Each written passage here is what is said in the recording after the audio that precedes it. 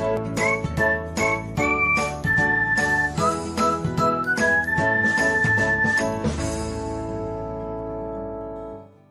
everyone, welcome back to another episode of Technologyglance.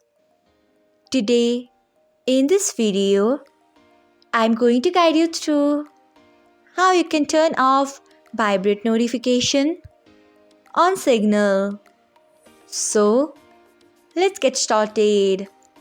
Firstly, open Signal app in a device.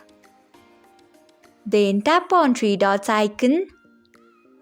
Next, tap on settings. After that, tap on notifications. Next, you can see the option of Vibrate. Turn off it by tapping on it. So, this is how you can disable Vibrate notification on Signal. Thanks for watching. If you found this guide helpful, we would love it if you hit the thumbs up button below. We upload great new tech tutorials like this one every day. So, do not forget to subscribe to our channel and hit the bell icon so that you will never miss another update.